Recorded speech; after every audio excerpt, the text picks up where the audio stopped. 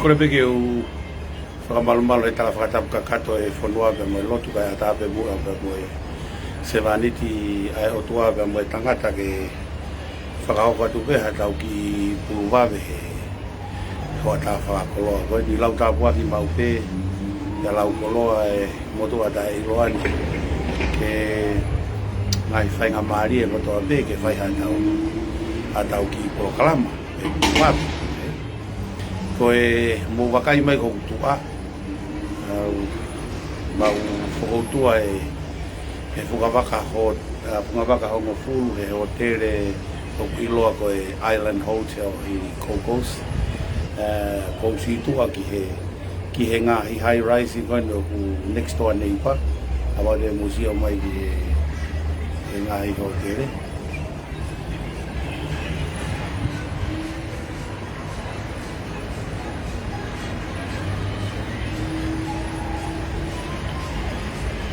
Kau ki taki mamata tu kan, yang toki osi goya mau toki hanga de bang mama, lele etau Porokalama.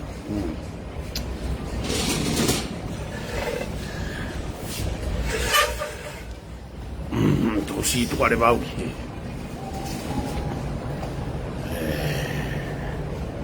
Ayah gua itu ada nyumi ko no fuatu bi. Nei ke paukani nei paukani kan hotere ke dia itu kalau ke kau ke mua atau untuk dilare-lare ya itu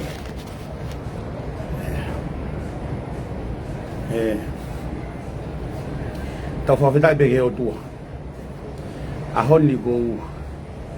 whamalo he lawa e ngau e lahi whaiga mei he lau si i. Lagi beng whamalo ki o tua. Koe hiko e whotukutu ngau e. Hena e whai hono tapunaki e tāla fume kamataanga. Hena e kai ke aha amanaki ia e au ke hakuonga pe hataimi. Ko whai mea lava e o tua. Ahoni na ku tau tu bei loki he au no ia be o koi mata e mafana e ku wakai he mafana e kai nga me lau si e a tabeangari ke tu be ke ita na e whakamo oni ia i koe o tua o tau ki ai o tua o tau roto ki ai koe o tua o kumo ui koe o tua o kumo oni e a ku kau fia he kau ilo ko e o kai ke ko whakala ai sia tamaki o tau whai ke kai ko tau ngau e ke he lang o tangata na tau ilo pau ko ngau e tau whai ko ngau e ke lang ai o tua pe a matu ngai whamalo ke o tua whamalo hen ki he whare o tukou tamba ko Pirinisia ta ai whakalangilang ko ne whai e whakafofongai ai whare o tukou moha moheofu ko whakakoloa haki ai family tu i he fuafua kātoanga whakawheta ko whai i tonga eiki ai family tu wange ko mea maari na e talanoa ki ai e whaifkau maalolo ai ne pehe koe tu koe o tua ia na kuma whana la e au noa peo koi mataherea e whaifkau maalolo e whakamooni koe uho ia e tu koe o tua koe uho e o tu e tu koe lo tu koe uho e tu koe mooni koe uho e tu koe whaitoto nu koe uho e tu ke kamata mo o tua ka whao si e o tua. O ka mena kuma whanalahi ai herea e tangata eiki awa. Na kumari ia wido e ahoni ai pehehe tangata eiki ko kei whakamo uia e o tua. Ke ne tala e moni ki e whonua. Pea ko whamalo ai ki he Pirinisi, ki a Pirinisiata. E ne mea he malanga Te mo malanga mari e o aho pa malo tu fai kau pure va hei fo o lo toma ulalo ta ke afea ai fagafe ai komiditua hi fo ka kitawa e palestini a fakahau walu nge ko tohi ake lo tonga polo kalama ko me e o taui ko helo a fakahau walu ko me na ku tohi ake ai ko kau helo mo onia o e fonua ko kau to mo onia o e fonua ange ko nerea alu he taiwa fituono ko e na fili ko e whakafofonga ia ko me tonga i timi a mamani na fili taiwa fituono ane ave e te unga o tonga tau o wala lanu o tonga e taa ave mo hine hina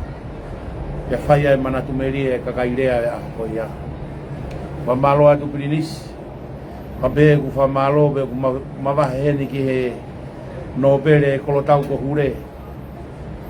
nobere tui waka no pia mo e whanau a ho iki ai behe ki a whakau pahulu pia mo e kau au whiwala o ata si tangata iki whai whikau pure wahe hifo whai whikau malolo au mai lausi ko toa pe pia whakafoke a langi ki he o tua whamalola ngau e lahi ko lava e aho pia ko whamalo ke o tua he tuunga ko e ni hifo ko muta e motolo e uafi pia ko tua tutu pia e o tua na whai e ai palani ko e uhi ko e float lak ta ko mea benia na no wha klau maari e ko e tu ko e o tua ko e tu ko e lotu ko e tau katoa ngā ko e katoa ngā whawhita mo tolu koe na mou ilo e pousi na ku pousi ane po o whambe tu tau mamahi ipe ai o tua ta ko e mamahi ai o tua o ku ikai ke tau whakalaka he laine ke tau te tatau mo e kakai ai ka ku tau rea ka hataha rea ke he tangata he isiu mo e mo oni koe ke si kawai na ngahi whae ta ke kawai na ngahi tamai tau nofo pe he laine whakangata-ngata pe tau lue ai ke ngari koe tu koe o tua koe kamataanga mo e ngataanga koe arifa pe mo e omeka pe nofo ai hokulau mario whakaanoa e family tu e ngā luo pe tuange pe ngā ue koe a ke patoa e nau whai e tau kape whai e tau taaki whai e rea ke tamai mo e whae whai e rea ke he tui mo e hong e ki tuange peia koe nau ia e patoa aua te tau to e tu atu ki tau tolu ke tau whai ai mea aku nau whai pe aku tau lau kolo ai u whawhetai o lau maari e koe hui koe pōpoake a hoka mono kolo wholofolo o ku whamalo lahi atu ai ke tangata i ki whaikau pure koe wahenga hihi fō on turei o whalahi atu toko ua ka kou sio ke talu e rere ngau e koe ni wha o hako hingoa e mahu inga ngepe o toko ua o kure atu a koe pe au peni ka tuunga o ke afe mai o tatu whakata ka ku whakapeta ia i hoku lau maari ku whamalo atu on turei e takitau mai tu he tafu ka mo kau tangata mo tolu ko e ngahi foi ba e ia o e tau ngā ue i tongana te mandui ko e tu ko e o tua ko e tu ko tonga e ko e moto e whanua ko e o tua ko e tu mo tonga ko tau tofia ko no wha utaha ia o langi mo mamani nge ko e malanga na e whakaeke aho ni ko e ko hawhit ko e ko hapotu ke hea tonga e nai hanga i tupo uruaki hange koe fu step na kaka i mei mamani ki langi ai kau angelo pe na fe alu aki ai na behe tofu pe ai maka ko pe te ri o behe tofu pe a po wono ko me na hanga i tupo uruaki o ta tofu ai hala e ko tau pai ko kolonia ki tau tore pureanga o tua pa ko tau fononga mei mamani ki langi o kui kai ke whakatau mua ke kumi e tu maari e pia mo e paanga he koe tau o ki he o tua ange koe tā noa e mātiu tolu a ono tolu tolu fua kumi tau toke puranga o e o tua pia mono maa oni oni kai toki whakakakato mai pia meilangi hono ngā himea o whiunga pe mo tonga pia lelei pe ki tonga o whamalo atu e ngai tuunga kotoa pe ko ia e whiawhini ko uki kou sin o whai heo no e whiawhi ki PFT na maurere mai e PFT toko ua koe ni hono ki foha pia whamawhana tā noa whiawhia i lalo hege kātoanga i tonga e te hina koe ni u nofo peo poulahi ke tau ngau e kuwhai pia u whamalo atu he kau sponsor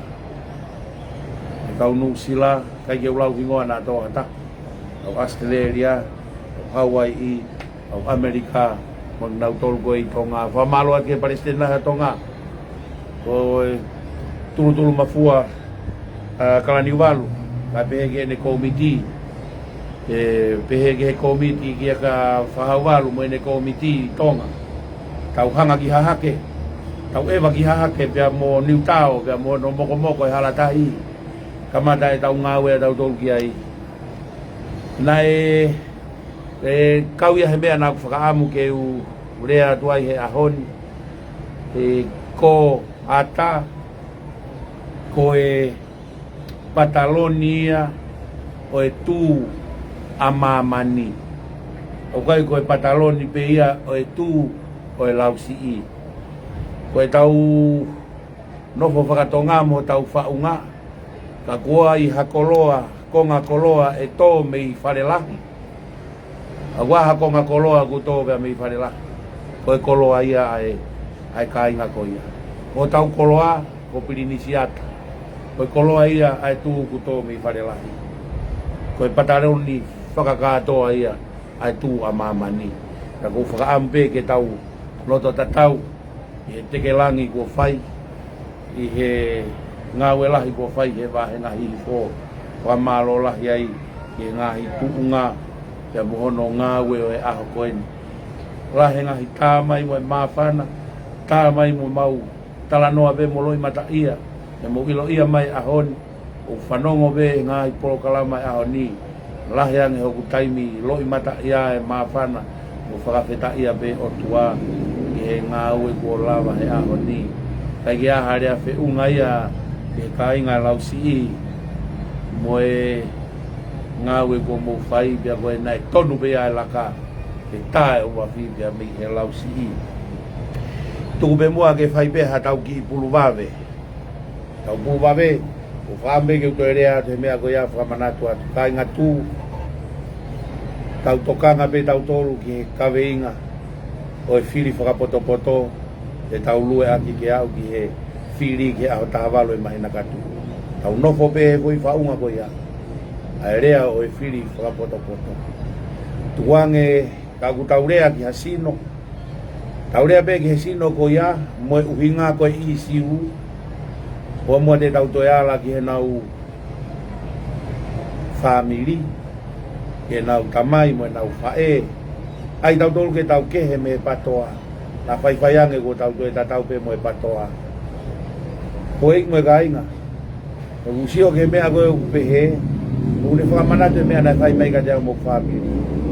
ko mea e nai whai mai ka au ko family kape au, kape tamai, kape whae, kape moku whangamehikitanga mo whangatoko ua mo mau family Ia koe ke unofa o rea ka nau tolu ka whamiri. Pako whambe ke tau nofo pehe koi mea ta tau pehe. Tau nofo pe tau tolu, tuku pe ka nau tolu ke nau whai e mea koe au nau lava whai mai. Tau tari aki pe re rei ki nau tolu. Tuku pe ta palasia ke u mawhasia pe au kai koa palpare mai e ku hoko pe a no moro. Ai ta palasia ia o ku. Ta ko ulau koloa pe au ia ai mo lau ka puaki.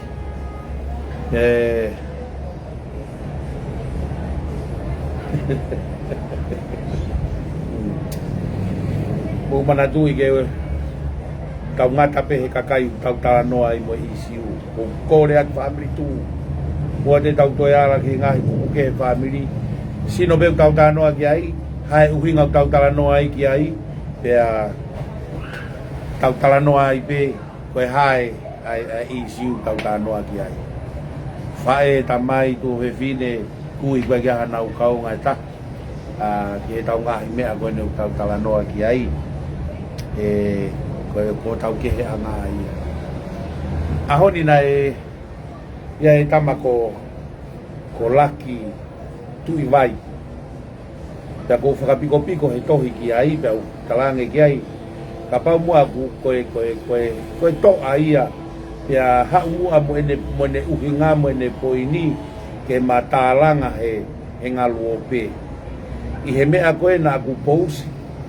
na ku koe ne huinga ene hu mai koe ku pousi koe ai rea koe a Samuel Akrispo hiva o pehe koe to o e mawhai e tui na e omi pe ene afio e ki konga pia whema udia ke o mai ki konga ke o mai kotoa kai whakalangi pe a ene afio pia kuhanga rewa e laki tui vai o tala mai ki a te au koe uhinga koe a kirisi koe o mai pe ai mawhai whaka ekas ai mawhai whaka eke seka TV pia whai merewa ene whaiako mai ka te au tala mai ke uilo e separation of power na kuongo ilahi au pito e taimina e whaiako mai a laki tui vai pia whakamatala a laki tui vai ke ngahi kupu i konistu tone te tala mai ke alo lau mo i konistu tone lau mo e lao e ono ko e uhi he kuikai ke uilo au ia e mea kou tala noa ki ai a separation of power pia moe mawhai kau ki tala noa tua erewa ka koe laki tui vai usai au pito e puako hingoa na o salatu ka koe loa e taipe ka ke pehe ke ta penolo ke fehu ia au pia osi o kai ko koe pe ke fehu ia au pia osi ho o fehu ia au pia o fehu ia koe ke fehu i koe ka utari au pia osi pa ke hanga mai koe ka u fehu ia tuau ka ke tari koe he te ke sio koe he mea maari e pa ia uia loka ho ngutu ou he kai tike te lava ko tari e ku fehu i koe uhi ko ho o pehe koe uhinga pehe a kirisi ke o mai ko toa e mawhai koe mawhai whaka ekseka TV pe koe uhi he koe mawhai whaka ekseka TV ai mawhai koe ki he kapneti pake ai rewa separation of power koe hinga whoki koe mawhai ke he kapneti mawhai pure mawhai koe ke he whare area mawhai ke he rewa whaka mau anga ai koe ngai hui mawhai e tolu tu ke he mawhai e tui mawhai e tui o koe he kai ai o lunga he tolu ko ia ai ko hinga ia o whakatala noa mai ka te au ke kau aki pia moe mawhai e ke seka TV koe hinga ke ngahi mawhai koe pure ai o kuhe kapineti mawhai pure koe o kuhe kapineti ka ke tala mai koe to o mawhai whee iau talatu ka koe tala mai e koe uhinga koe a krisi ke mai kotoa tau talatu e tala mai a krisi ke mai kotoa kai whakalangi petu i koe tala mai rewa e koe ia koe uhinga ke malu i e tu i kai hanga e nautolo whai e ngā aue ke teke langi e tu i laki tu i vai na ke talamai ke hao sio hata taka whakahuma laki ki lotoni na ke talamai ke whakasio ke hao ke heke ke whehu i mai hen kana wai fo ke ta laivi ke whehu i mai pa os pau whehu i atu ko hik sayang e laivi ke ta whehu ako ilo pe auia ko ai pe koe he ku ngana whewhai ku ke kereimi pe he ku poloka i koe ku talava talanga he Facebooka pe a mahino rewa o kai ke upoloka i koe kana upoloka i koe ke lava sio ka ku pousi ako hui ko kai ke poloka i koe aku ke lava sio ai ke pousi aku ke lava talanga mo ke pousi sai ko i he tunga ko ia o ku tui ku ke lava sio mai ka au he ku poloka lama ko e whanongo mai na talatu ka koe ko ko mauanga information ni ko tu iwata ko piveni mo na whakauhinga koe ko ni sutone mo lao e ono koe kautama koe a moutou. Am I prove you right? Prove myself right. I he taimi koe na ke seni mai ai e whanki vitio koe vitio atu iwata mo piveni mo soni o kulere koe he iutiupi he nau polo kalama koe koe na whaarere koe. Am I prove myself right to you? Ko so sia koe kune hanga o whakauhinga koe tau mea pehe. Kau katupo ha ke mosiremi te whakauhinga e tohi tapu whakatatau ke whakauhinga e mosiremi. Kau katupo ha ke karistiane te whakauhinga e tohi tapu o whakatatau ke tui e karistiane. Ikai ko ia. Ko o whetakai mai ko ho whakauhinga e lao e ono. Ko uhinga ko ho kau whai ako ko piveni pia mo tui wata mo soni. Ko uhinga na ke o mai ko toa video he ko ngai whakauhinga ia o whitiini mo ata mai. Hei kai ke whakauhinga ia whitiini mo ata mai e toko o kau whai ako ko ia. Mo ne lau koe a ke somtirimi me i sene. O kuanga aki e he patoa a e whare i he vare a e poto. Whare i he vare poto. Taka pau te moutala mai koe hae whakamoo ni te utala atu. Koe na kua moufiri a hai. Moufiri a siaosi a tuihalangingi e koe whare ia e patoa. Aia koe ne tuu kai ke aonga ke aha aonga mata itohi o Mississippi mata itohi o hai o Rosarine Maasi kau whakafofonga mis whakahau kai ke aonga ia honau mata itohi he kualua tu e vare ia o whare i e poto he koe ke mata itohi au siaosi kau alua tu siaosi ia o whare i kau mata itohi mo ne lau ia ke somtirimi o ikai ko ha me a fo o ai patoa hono whare i he kakai vare poto. Pea koe uhinga ia o kuhanga i ki lalo e pilamiti koe ahai, atiri la. Koe tariu ia ki lalo ia. O kuhanga ki lalo e pilamiti o tuhu ki lalo kasi hetane he koe whare i o alwake me i lalo ki o lunga. Koe whare i koe kakai koe kuhanga e nau pilamiti ki o lunga. O ku whare i hifo he kau ako ai vare. Koe patoa i kai. Koe ofisa whare i whiri mai vare ke ne whare e kau poto ki o lunga. O hanga ki lalo. Pea koe i he ne tuu pehe. Ai hanga ki lalo e whare i mo e mea katoa pehe.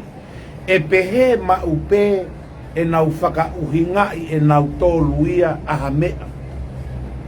E whaka uhingai hanga ki lalo ma upe mea ia ko ia.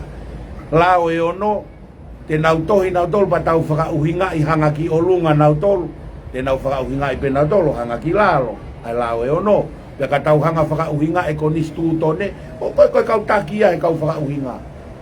Piveni, tu iwata, mosoni. Ko nau tolu nau talanga e konistu tone e whonua. Nau tolu nau talanga e lao e ono. Nau tolu nau talanga pea nau tika nau tolu. Soke ke hanga ki lalo koe pilamiti. Aini na tesi i koe piveni. Ua ke whakamau anga koe loea. Tautu he nofo anga kau loea. Peha. Talamai he whakamau. Alu ki tua. Alu ki tua e koe ki ahane laisen loea. Koe mea ia koe tui furihi ke hei. Pe koe pilamiti hanga ki lalo. O kuhanga he tamata e loea ia. Alato whakatontono e whakamau na alo ako lao. O loea pea toku whakamau. Hanga he tama alatu koe whakamaha lo mo whakauhinga noa ia. Alatu ia whakatontono e loea na alo ako mo whakamau na na ako lao. Koe mea koe paton style. Koe mea koe paton style. O ku whare i he vare ai poto. Pea whakaongongo ai poto ke he vare. Ke whai tutu ni mei lalo ki olunga. Pea moe pilamiti o ku kaha, o ku hanga ia ki lalo ki a setane. Moe kau angelo koe a setane o ku nau i lalo. Koe huinga ia koe e ku tānoa sai. Koe ki mea taha ku whe tānoa ki ai lau e ono. Kau no pe lau e ono kau toke heke ke mea koe ia. Koe talamai koe pehe, koe lau e ono, koe pure ai penolo ia. O kua koa ku pure penolo ia kai toki hau pe a ene afio oha toki hau pe ene afio whakanofo i he whakataha toko ni mu mandu eki foi Free Stooge kui koe foi tolu whakakata koe na ui koe taimi koe mo tolu koe ki matu o tua atu ke tau koe numau iai na eki so koe Free Stooges koe foi poko mo ki foi ulu hipi pia mo ki koe foi tolu whakaori koe whakahingoa ia ai foi polokalama koe ai poko e taha ai ako piveni ia pia mo tula vai ua e taha ai ko tu iwata ia pia mo soni nai na ki foi polokalama koe na ui pia ki polokalama koe ko Free Stooges ai koe na polokalama koe na nauhanga ai o whaka uhinga i pilamiti hanga ki lalo o pehe e nautolu o kupure i he e penolo ia a ene afio ai whiri koe ni oe atenseniare e ko nautolu ia ku naukumi mai o atu ke ene afio pato kau be ene afio ia o whai e whakanofo ia nautolu i he whakataha toko ni i kau hanga o ki koe fo irea koe ku asi koe he tohi tuu ni oe ngā ue ko ia koe penolo ko nau whatongia koe wharei o ku ikai ke iai hama whai ia oe wharei whanongo mai patoa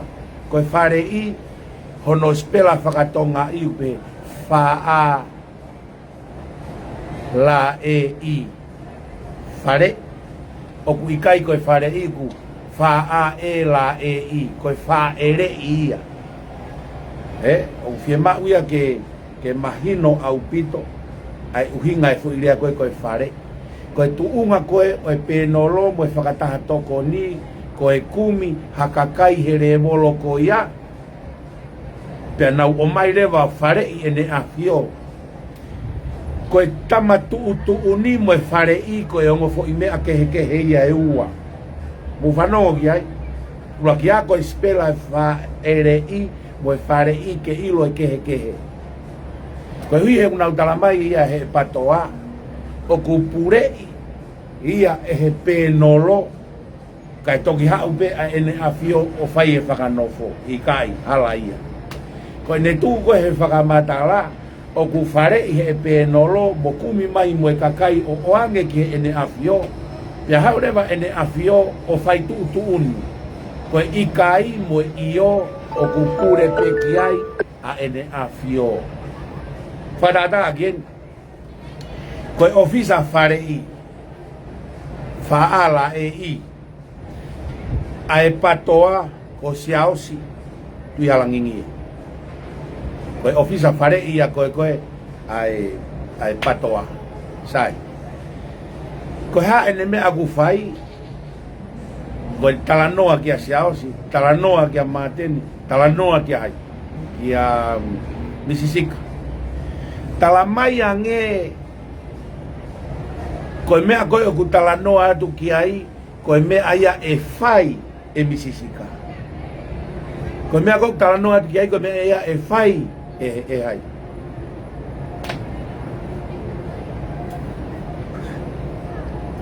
goia koe mea koe na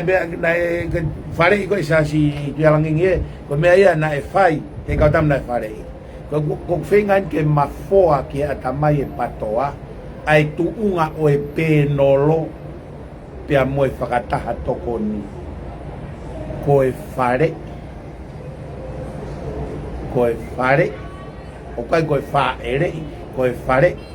o kui kai ko e tuuni ta u whau ai u ta u whau ai u na i tuuni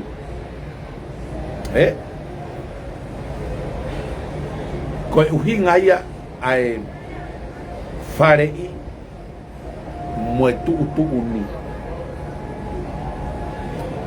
mea kotoa peo whare i e siasi so ke whare i koe siasi ni me tolu ko siasi whai e whare i kai ke whai ia e Misisika he kui kai ke aha mawhai ia he tangata whare i koe mawhai kui he tangata whai tuuni uluaki me ai mouhanga e motolo lohi aki e kakai koe mawhai ia o ku nofo ia he kakai whare i. O ku te eki ai ke iai ha mawhai patoa e nofo he whare i. Koe mawhai o ku nofo he whai tutu. O koe ke nofo he ai mawhai ia siao si New Wool, ia siao si Tuihalangingi. O koe ke nofo ia siao si Tuihalangingi. O ku nofo ai mawhai i he ene awhio. Ulaki, ua koe mea koko whetanoa ki ai. O ku mouhanga o tuku hifo a ene awhio. Ho o mou pehe o ku pure i he whakatahatoko ni mo e pēnolo a ene awhio. O ku mou foi putaunia a e mau ai o mau tui. Ko mou putaunia ho mau tui. Ai aku mou talamai e mou tolu o ku ikai ke malohi feunga ke pesitie atamai o ene awhio ke whai tuuni i a teia. Ai aku whai tuuni bea makatuunga me he kakai whare i. Ka mono mai be whare i a ku whakasesere. Hangai be ene awhio ia o whakanof. Ka mono mai be he kau penolo ia be koe katahato nia fu whakai i anga. Au be ene awhio anai a whakanof. Ko whengai ni ke ose aho ni e laki tu iwai o ku ke mahinoi pia moho free students ai kehe ai whare i mo e whai tuu ni. Mana tu ia he ahoni o ku i kehe ai whare i pia mo e whai tuu ni. He koe mea ia o ku tohi he tohi tuu ni o e kau pēnolo pia mo e mea koe whare. He? Kou tui pe o ku mahino atu. He te tau alu koe he tae mahino pa te tau alu ako sipela. Pia tau toi whakamata ke loa. Kai toki au ke mahino. Ke whainga atamai koe o ku hoko koe kape. E te eke atu ki ai. Nima riunga tolu riunga fitu. He? Oho mai a te utuki o to fwoi matape tamai puka mena te kape angi ki ai. He? Ai mea koe kulawa koe he kaureka koe ni ia 9, ia 7, ia 6. E kaureka koe ni lau toi pure anga. Sai. Koe mea ia uruaki. Koe mea hono wako whaamge utoi hangau. Define mo ia ke mahino ange. Koe uhihe o ku confuse o nau talanoa mau peki he transparency mo accountability. Koe ngorea mama whai ai ua una whanga whaangau e mai aki he ka wako koe ni koe poto koe mo ka wako koe e patoa ka e whare i nau tau he vare. Whare i nau tau he tae ako e ka wako. Una ngau e aki ai fo irea koe ni. Koe accountability pia mo transparency. Sai. Tau ngau e aki rewa ai tau behe. Accountability, accountability, koe talanoa ia kulahi talanoa ki ai kau tau ki paanga, koe hinga ia ku ke alu aio pa ke hawai mo ki receipt ke te account apolo e kono ti fai ni koe ke maa nge koe account for, koe accountability koe account for. Ke alu bagi hak mo ki wisiti o tanaki ke account ke fo ke ki me akoto ape ku whakamore ke ao se niti. Sai. O se ta we nima whakarere he patoa e pure anga. A Chris. Lere mai a Chris pohiva o mate mai ki a pohiva tu e onetoa. Mate mai ka pohiva tu e onetoa. Mu whanongo le rei mai patoa kau talate mea koe. Apau te mou foki ke foi laivi whakamui a tangata eki paremia a honie a pohiva tu e onetoa. Hawe tama mua ngutu mo e whaavai o osi mehe pure angau te kai ke ha. Te e kiai ke iai hari poti ai pure angau a Chris pohiva. Oni ko hono pure anga o kunau account for the accountability ki e sirini na nau whakamoreki tau e na humai he wafe taha wha o au mai ke he wafe taha iwa. toki haua po hiva tu o ne toa o whakama opo mai e account ke account da polo pure anga a crispo hiva he tau e wha ko eni ani e temi ko eni mo whanongo pe motole mai no le reipe ko mea koe accountability koe konga ia e lao e business pa koe taimi koe ku te account 4 ai o whakatatau mo e lao koe o e business pia koe mea le vai kui koe transparency ata ki tu a mai o ku tonu e halanga e alu ai paanga ke feitu ko toa pe o whakatatau ki he ripoti o ku ikai alu moveu haseniti pia sio atu le vai ki he ripoti o ku ne o mai le vai ata o ku i koe ata ki tu a koe transparency mo ilo e umea katoa koe ka kai ke involve lao ai e koe mea koto pe kuia hono lao hono ta whakama opo ai sirini lao mono whakama opo William Offa na e toki whakama opo wahiva wafeta havalu wafeta hiva na tika kia haripoti hapo tunga ue sai au talato e mea koe ni na e toki whai e pohiva tu e ne toa ai ripoti ai takua krisi koe ne kamata koe humai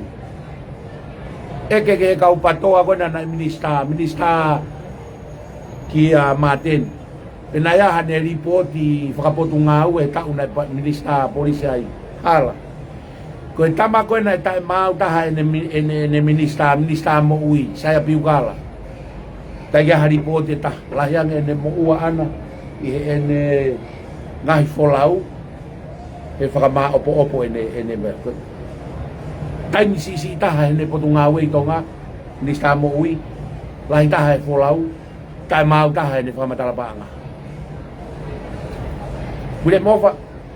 whanongo mai kau talatu a koe ta ke kau minister patoa talatu pena na uripoti pa minister hala tata toki hua toa koe mea kui koe accountability o mai ho mo kau tama William Offa o malanga e accountability o kui kai kia nau whakamatalapanga whakatakua nau tohe taimina nau minister ai alo eke ka nau tau ke nau maha proof na ke nau whaha nau report toki haua a kirisi po hiva a pohiva tu ene toa o fai e report a Chris pohiva toi hala mo a Chris pohiva e report upotu ngā ue koe na e toi pare mia i koe a Chris ea ne report whakapotu ngā ue anai koe pure anga koe ni na nau toki whakama opo katoa mai a report whakapotu ngā ue a ngahi minister koe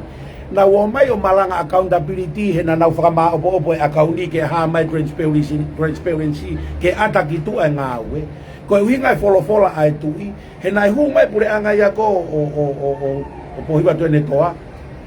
nai wholofola ai tui te kei ha ripotia e pure anga ko a krisi ha potu ngā ue e ia hane report whakata tau e whaka kato kon kamata wafta walu na kai ke mo whanongo he talanoa koe a Katarina Tohi pia mo mea tanoa Katarina Tohi sione makihere kataki sione makihere alo o maha o whakamooni me kau minister koe na e patoa na kai ke whanongo he whanongo koe ne e talanoa koe ni koe a mea pe whakamatala a pohiva tu ene toa na whakaekeke mukatalina wiri report e fi ua pese te fitu noa o upotu ngā ue pure anga krisi na te kia nau report e nau tolu whenga e tangataiki pare mea ke whakama opo mai e nau report o update pia toi whengai mo report koe ni koe si os whakahua report ia abana mo whanongo he rea koe koe pare mea sai te uto e pere ia tu ai rea koe pare mea koe ia na os tuku mai ia e hai koe neni ve tutu oribia ve tutu e foi whakamatala koe e pare mea o ku toki osi ki maasi ta ufo o a ripote ta ufa paanga koe ku ngata koe ni ka ku osi o vai he pesete malunoa ku osi ine ripotia ya pe paremia o ku kei toi lahi ono taim whakalao ona ke whakakakato ai koe tō wholofola koe tā puni atu i I'm locking it for you. I lock okay, you out. okay, no worries koe wholofola koe tō wholofola koe atu i o koe ko hane tō wholofola ana ke tau whakapaanga koe o e tau ni. He ku kei tiu teiti e tau whakapaanga e tau ni. Mo whanongo be e mahino be. Kei tiu teiti e tau whakapaanga ofa kilo a manu. Koe whaife kau ofa kilo a manu ke tala e mo o ni. Koe tala noa te umea koe ni, koe kotoloi kotoa e pureanga e patoa. O kamata bebe Samuel Agrispo iwa. Koe kotoloi kotoa. Kapau te mousio he whamatala koe ne a pohiwa tene toa. Tala mai ange poko hai hakau tau kei o e paanga i he hawai. Tau kei e paanga i he pureanga Agrisi. Ega hata hai ai. Turia hai. Ko pohiwa tene toa pe taha. E milisa paanga. Fefe upotunga au e koe. Hala. Kaya hata hai ke hange ko ai sakeki. Ko masta ko toke tai panga ko ti lave mau. Turi e ngota mai ko e Agrisi. Kai tau tenisi mo eke ka saya piukala me ko ngota no atu ai. He ko tala no atu enia ai faka mo oni pau. Mo o eke ta mo talange ko mo kautama ko na patoa. Campaign ke nau whakamatala ia tu e nau report na nau os minister ai fu irea koe accountability ka mo fu irea koe transparency koe accountability mo transparency koe accountability ke o se tau te hokai koe minister ya mai e di report o ku te accountable ki he me ako toa mo paanga na hu me ke potu ngau na te ai ulua kia ua pea sio mai rewa kakai ke mea na te accountable ki ai e ne whakalao o kuha atakitua transparency ko ne mai ko te reporti ku mau o ku toki atare vai mea koe kui koe transparency ko e mea ni o ku taui e tau tolu ko e malanga ake ngutu e transparency pea moe accountability kai ke he mea ia ku whai ho nau nima palo pare ma foki ko fie pai pa ko tala do mo te palo pa o atu hange ta fa da ga tu wat ala tu ya ki he podunga we ko ele pa ala tu ya bare kua ka to e ka kaya ko ya ko hele pa ai gua na matai to na wa ko i hele pa kai ala tu ya ta utu mai mono to ke ta loi oha o poto ta haia he mo pehe e veke fai e ka ngau ele pa e fai e nau e ne ripoti he ko nau tolu nau poto mo fai e ngawe i hataki u kai ne toka e ne ka ngawe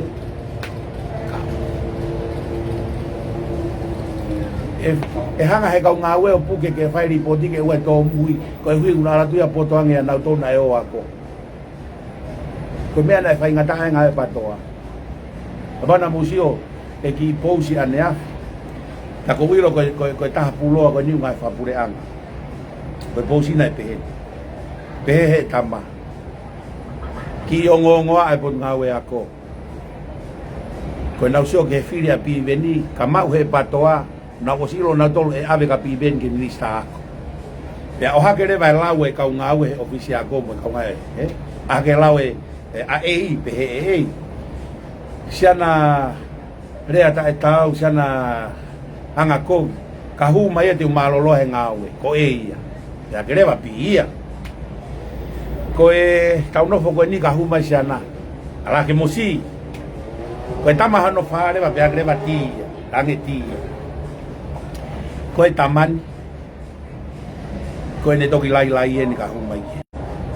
ku hake pe ka ta ke kaka e kautama patoa ko ni lotoni mo ofa mai o mo hu mai ka wa mo kete mo ilo fa ngawe mo ofa mai ki hu mai o eti mai ke tau lai ki fo ke sio mai ka kai ke ai mai ho fe hui ke tau talanga mo fe ho mo poto ha upe ha fai ngata ha pe wa mo futo ke ta ba mo no mai moia ya wa mo palo fesa pa mo no mai moia whakahela kohi hake i loto mo e talanoa whakapoto hake i loto hange ko laki tu i vai whakamisi ni behe foi uto pireni he foi free schools ko behe e au hange beha uloi e beha di ai ko ngahi whakauhinga katoa na atu i wata pe mo pireni e na puke veteki mai aki ai talanoa koe ke lai ki he lao e ona taimi si pe velo mai ngahi foi YouTube ko atu i wata mo soni no ka pehe mo ki ka upate ko ni mi ofa me i loto wa ha mo nga ka mo kete mo ofa hu mai ke tau lai o talanoa mai ho mo poto mo whakamata ka una fu mo to ke loka mo ngutu pe ko hai ba mo fu hia a mo tolo talange ke hu mai ko una fu be mo tolo mo feu i mo tolo ba mo feu ma ka tari au ka sio ke loka mo ngutu be ha mete mo te talanoa mai ke tau talanga ai ko me ai ko alu ai o polo kalama mo palo fesa he talanoa mai palo fesa pa talanoa ko me tau ke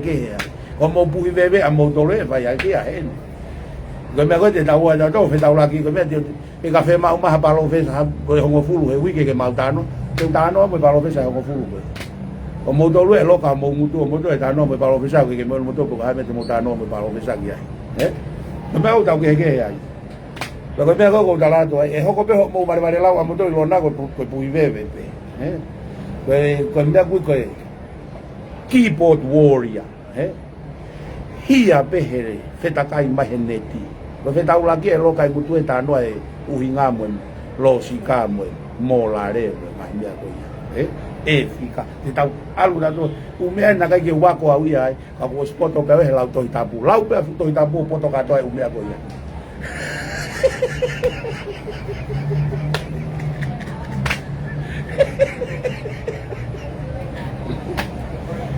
Oi, ya we be fa la lea mo ka kai ko.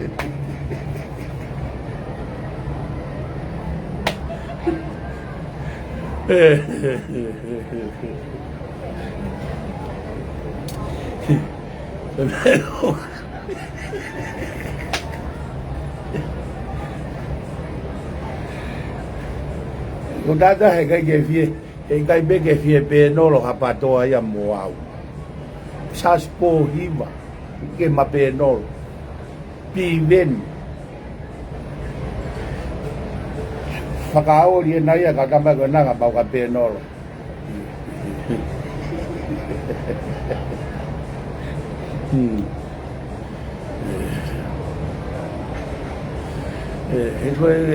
ko tau lue a tau to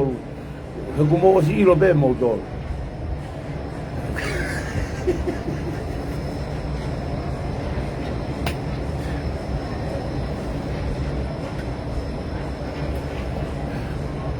hake ko ka tam ko ni lau fai fe kau ka ai de kau fai fe kau ko lau fai fe kau ke mau malanga pung malanga e via vie wi ke ka te ta e maha bela nui a o e ua te malanga o se weekend te malanga o se wikau he ko uhi ngai le fai fe kau ko ja lo fai fe kau ai o tua ko no lau e to itapu kalama yang e be ku to ai hata hai polo kalama be pung e fiafi he tau kau tama ko ni kau fia ne kau to a hopo ha ke pe o maha bela nu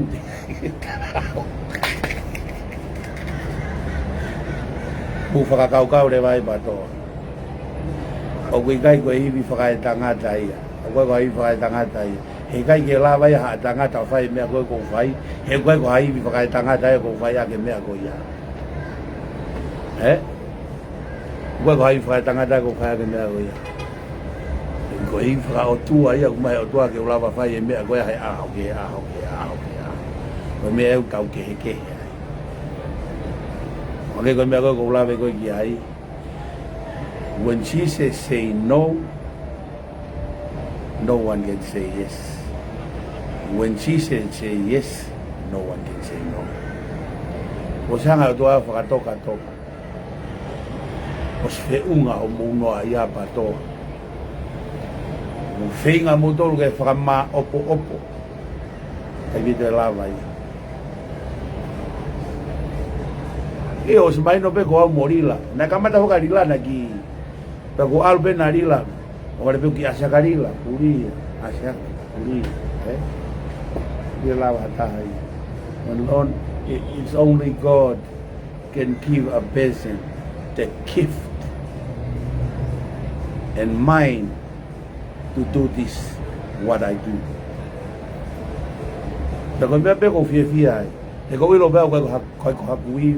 ko haku malo i ko haku rea e me ko fa malo ai be ke o tua ko haku mea ko fo ki ada be ai o tua me ko rea e ko me be na fie hu mai a honi fa malo ia hihi ka mo komite a hihi fo ya morea tu heki ime agwe morea tu heki ime agwe ni kau aki pia moe haba lao e ono wi tamai e laki ia to mafai fe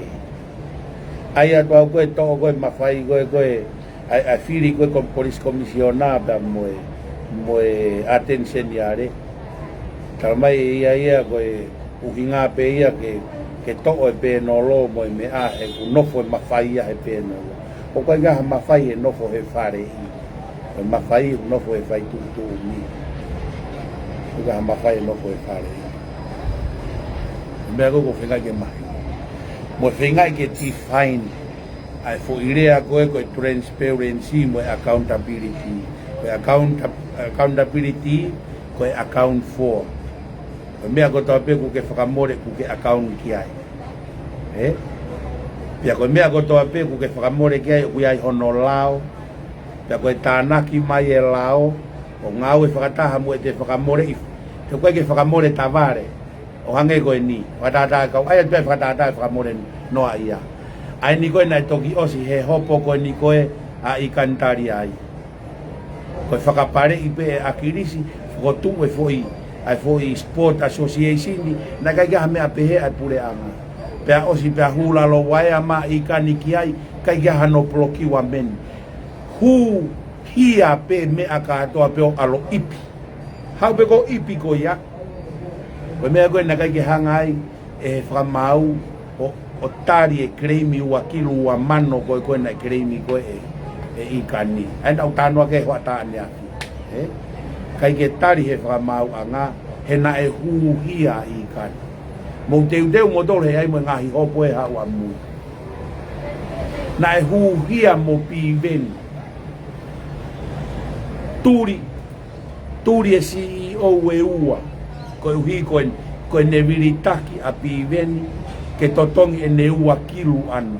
turi ai o ngo CEO e ua tai fie maria mo ka unga e pakapure anga ko uhi ke ha ke oange ai whakapare a akirisi ka piwe. Koi whakapare maari e.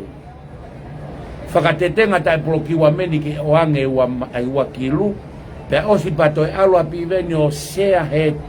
puate e wha. Wahe me he puate e wha. Whakataha mo e whakapare ua kilu. Na e whai i he ofisi ako tai polokiwa meni. Kaito e kehe. Kai to ke pe mo foi me agora ni goia mo sio de tau lue a tu pe e ai ngahi me amari asima muia e ave ke framawa ai ngahi me amari la he de tau wa do ke framawa o me go tau ri ai ke pure ana apa de tau tu noa ha ke nau pe he pe sai pe nau vai ia pe kono faka ilo ke mahino o ikai ke nau apau taloa nau to ke nau heke mai pe nau tolu o lunga he o tiri ai mo whakapare no ai ai ka bui ai e whaunga ngā ue o bui ai mea gui ko prokiwa meni o bui ai ngahi koe uhinga ia koe tau tānoa koe kai ngatu tuwange pe motolo e kau patoa ke nau kape e ke tau lau tato pure ta kapau kwa e mini e na pari kitu kau kai ke uhinga e ke tau kau wai tau toe tau kape o falah ya ka motol pato I will be in your face, in your dream. When you wake up in the morning and look at the wall, my face gonna be there. I'm not gonna be going anywhere. Manduya Bato, I'm not gonna going anywhere. I'm gonna be in your face all the time. Eh? Kalau abe kau tahu kau kata ya hon, ni kau tahu pulau kalama dah tu ya hon,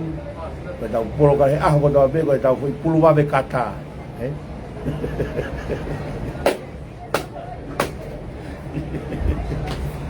O fatu kamu tol, awal rugi, o teu ki me agoi ni ku mau ki sanga mana ke fai, kau falah ya kamu tol. Fai ki tabuki na motor o tua te wa sapa da bongbong o kore fa more te kau pa do ko ni loto mo ite le pe ko ni ke kauti na fai ka ki lava ke lotu ke lava tu e kauti ka te ko vi me mafu na vale pe ko tu ta ho mafu ai ki fa ofa ai hoa me fa nau ka ko fa la ya te ma to pa do ko mo loto ni ya nga be dau pie hua be ka fa be o kai ga me mau ai he tau no tau ke fe ko fan be ko to to ko to fa fin me be mau inga tau ai mo on pe tu wa no ya ki e ka kai mo fa bulo e ka kai leve malanga kau ta dawa